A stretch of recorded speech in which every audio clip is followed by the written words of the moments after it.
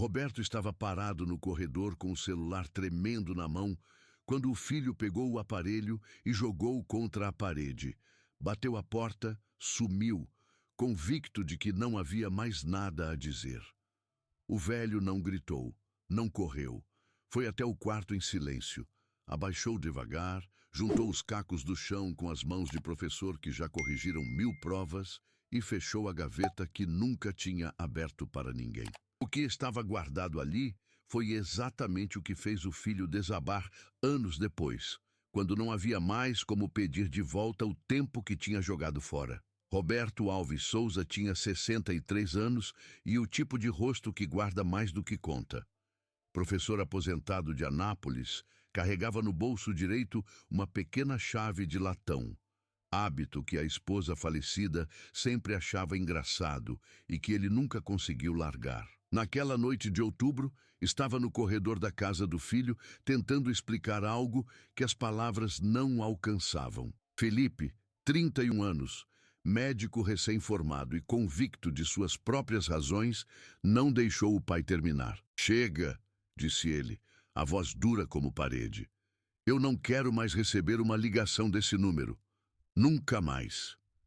Camila, a nora, ficou de braços cruzados na soleira da cozinha, sem dizer uma palavra. O silêncio dela pesava tanto quanto o grito dele. Roberto não levantou a voz. Olhou para o filho por um segundo, um olhar longo, quieto, que Felipe não soube decifrar, e abaixou devagar para juntar os pedaços do celular no chão. Guardou os cacos no bolso, foi ao quarto, tirou a chave de latão e fechou a gaveta do criado mudo com cuidado de quem está guardando algo que o mundo ainda não merece ver. Dona Teresa, vizinha de 61 anos, tinha chegado para devolver uma travessa de vidro. Viu tudo pela janela da cozinha e ficou parada, travessa nas mãos, sem entrar. 4 anos passaram como passam as coisas que a gente finge não estar perdendo, devagar demais para perceber, rápido demais para segurar. Felipe cresceu na profissão. Camila decorou o apartamento novo e Roberto foi encolhendo na casa de Anápolis, sala por sala, até que só o quarto ainda parecia habitado. As ligações pararam. O filho havia pedido e o pai havia respeitado, sem discussão, sem súplica, apenas o silêncio de um homem que conhecia a diferença entre dignidade e orgulho. Naquela manhã de março, Felipe chegou com uma pasta de documentos debaixo do braço e Camila ao lado, séria, de roupa formal. A visita não era social. "Precisamos resolver a situação da casa", disse Felipe já na entrada, sem cumprimentar direito. Roberto recuou um passo e abriu a porta mais. "Entre", disse. Só isso. A sala cheirava a café e livro velho. Uma pilha de redações corrigidas descansava sobre a mesa de centro. Velhos hábitos de professor nunca morrem. Felipe não olhou para isso. Abriu a pasta, colocou os papéis sobre as redações como se elas não existissem. "Eu encontrei uma república boa", disse ele sem levantar os olhos. "Na periferia, mas tem estrutura. Você vai estar bem lá." Camila não falou. Ficou de pé perto da janela, de costas para a rua. Roberto sentou na cadeira de frente e olhou para os papéis. Transferência de imóvel. O endereço da casa onde havia criado o filho. A assinatura do pai na última linha, esperando. "Tudo bem", disse Roberto. Felipe levantou os olhos pela primeira vez. Esperava qualquer coisa menos isso. "Tudo bem?", repetiu como se a resposta estivesse errada. "Tudo bem", Roberto confirmou, com aquela serenidade que às vezes impressionava e às vezes incomodava. Felipe pegou a caneta. Roberto não disse nada. E foi exatamente nesse silêncio, nesse momento em que o pai não pediu nada, não implorou, não se defendeu, que a mão do filho hesitou sobre o papel pela primeira vez. Foi então que Roberto tirou a chave de latão do bolso. A mesma chave de sempre. Pequena, gasta nas bordas, quente da temperatura do corpo. Ele a colocou sobre a mesa devagar, entre os papéis de transferência e a caneta que o filho ainda segurava. "Antes de assinar", disse ele com voz firme, "abre a gaveta." Felipe olhou para a chave, olhou para o pai. Não havia urgência no rosto de Roberto, só uma espécie de cansaço sereno, como de quem esperou o tempo necessário e agora só quer que o peso seja entregue a quem pertence. O filho se levantou sem querer se levantar. Foi até o quarto devagar, como se seus próprios pés soubessem de algo que a cabeça ainda negava. A gaveta do criado mudo era simples, de madeira escurecida pelo tempo. A chave entrou com precisão.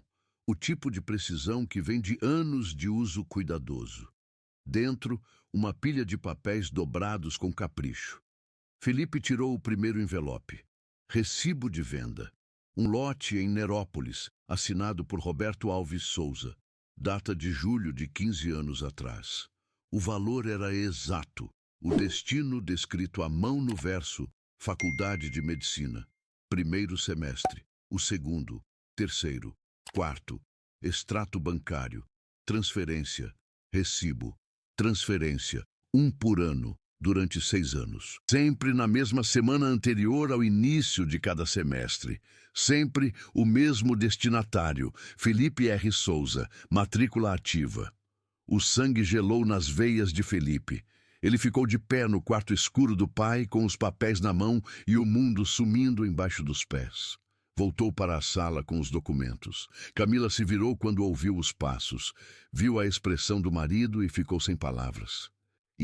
Isso não é possível, Felipe disse, a voz embargada. O padrinho pagou minha faculdade. Ele me disse. Durante anos ele me disse que foi bolsa.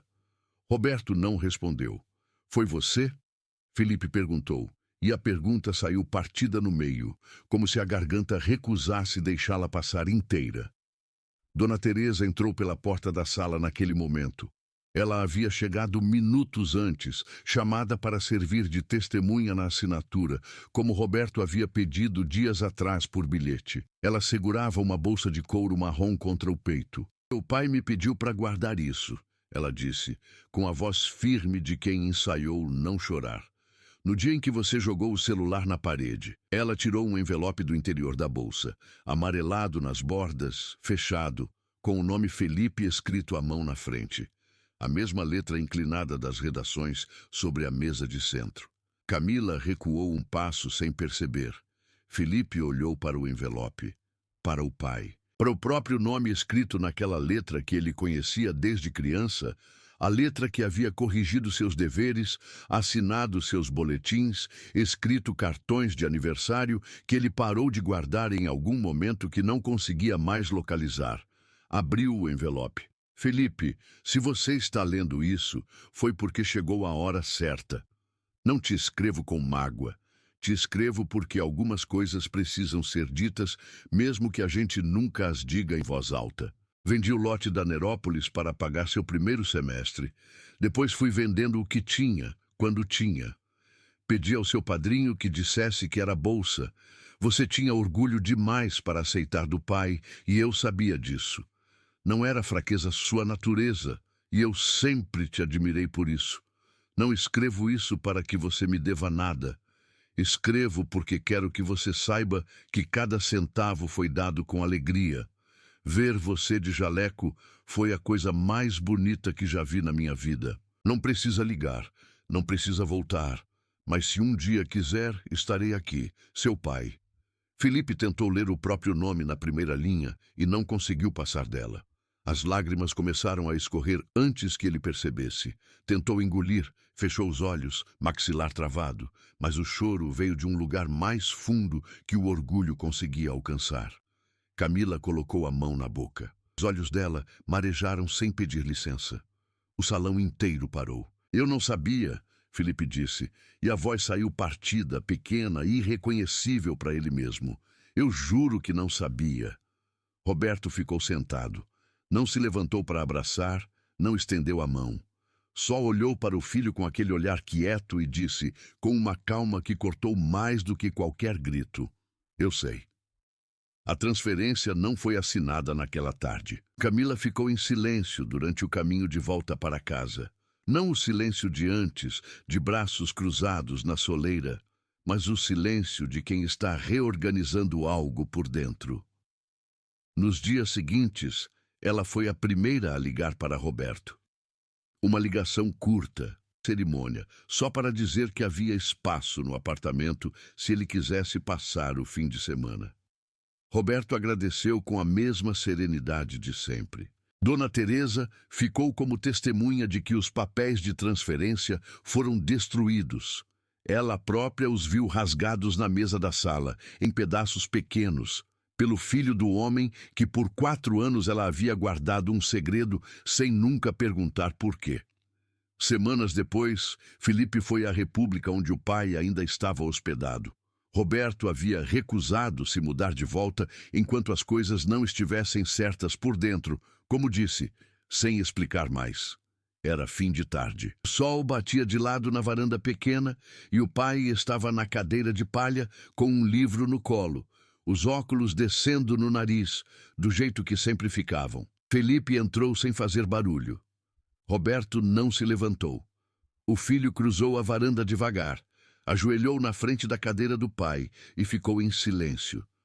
Não havia palavras certas para aquilo, e ele já sabia disso desde que tentou passar da primeira linha da carta e não conseguiu. Roberto fechou o livro com calma. Colocou a mão na cabeça do filho. Não disse nada. A carta estava no bolso esquerdo de Felipe, dobrada, um pouco amassada nas bordas de tanto abrir e fechar. Ele a carregava toda manhã desde aquele dia, como se precisasse do peso dela perto do coração para lembrar de alguma coisa que as palavras não dariam conta de nomear.